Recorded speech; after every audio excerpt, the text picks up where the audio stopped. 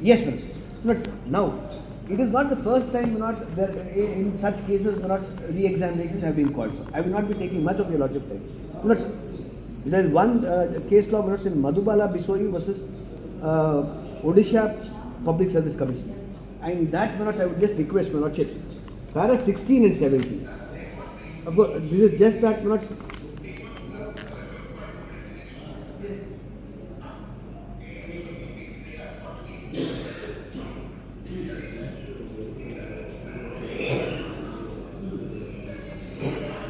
here 2 minutes.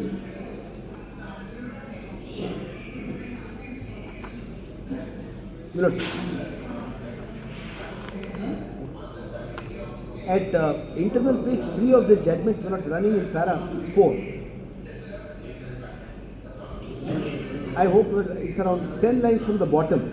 According to the petitioners, 34 questions suffer from different defects as mentioned above, which is almost 1/3 of the total question set by the OPSC. If large chunk of questions are wrong and there is award of negative marking in that case, awarding of pro rata marking will cause great prejudice to examinees and it would be detrimental to their own. I hope the lordship got it.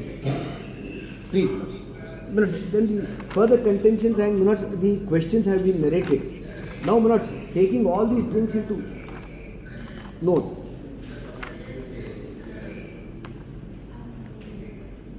At para 12 minutes, the reasoning begins. In Manish Ujjwal, the apex court has held that the university and those who prepare the key answers have to be careful and abundant caution is necessary in these matters for the reasons stated below.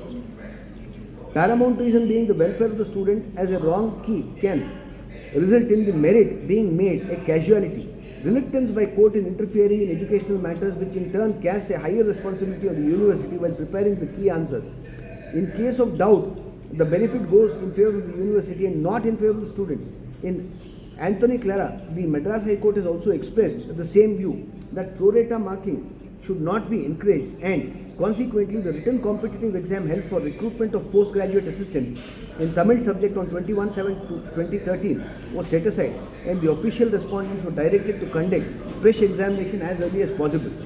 Gaurav Jain Supra, the Punjab and Haryana High Court, observed as follows. Before parting with this judgment, I am constrained to observe that even though the allegation that the paper is vitiated because questions have been prescribed from outside the syllabus has been repelled, yet it cannot be gainsaid that the reason for that was not so much that the questions were strictly within the syllabus, but that special prejudice has not been said to have been caused to the petitioners.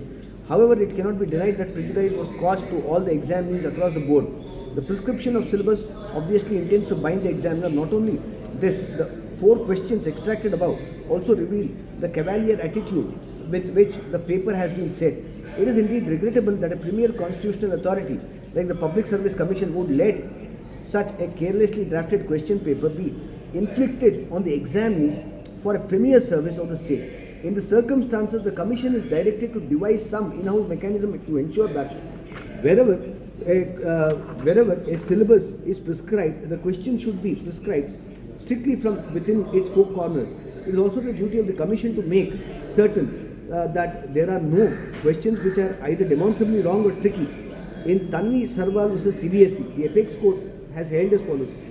We are aware that the abrogation of the examination would result in inconvenience to all concerned and that same extra time would be consumed for holding a fresh examination with renewed efforts. Therefore, this, however, according to us, is the price the stakeholders would have to suffer in order to maintain the impeccable and irrefutable sanctity and credibility of a process of examination, to assess the innate worth and capability of the participating candidates for being assigned inter se merit positions commensurate to their performance based on genuine and sincere endeavours.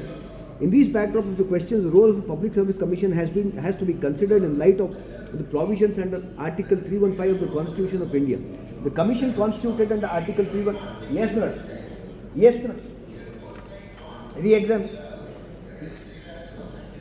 Absolutely not. For the reasons stated in 16, 17 and 18 ultimately.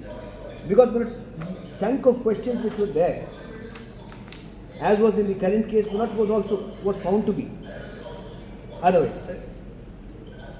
Then there's another judgment which is of the Chhattisgarh High Court for a moment. Because all these things on the same premise, not on the same premise. Now, the innate issue is this, the innate issue in all these matters is this.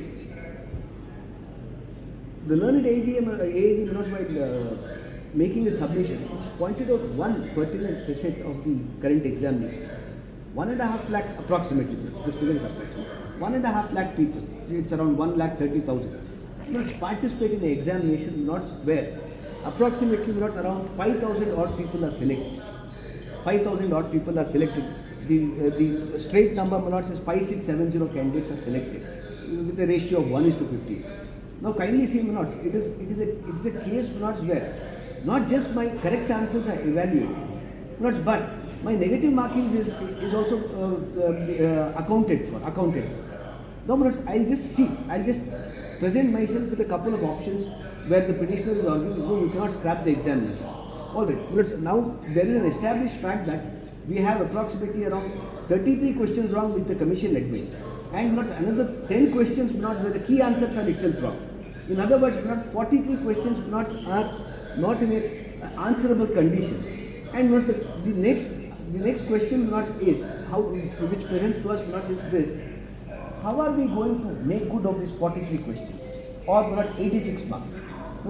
Would the petitioner say, give us all grace marks?